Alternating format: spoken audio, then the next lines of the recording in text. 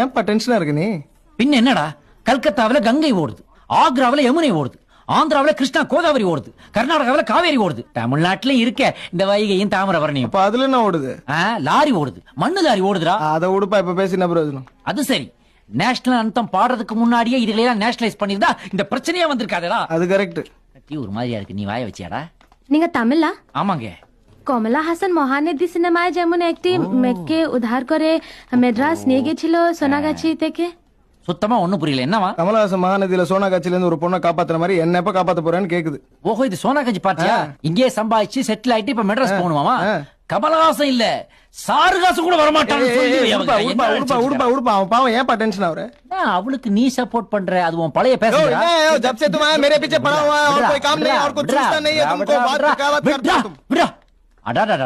ஒரு கண்ட்ரிக்குள்ள எத்தனை லாங்குவேஜஸ்.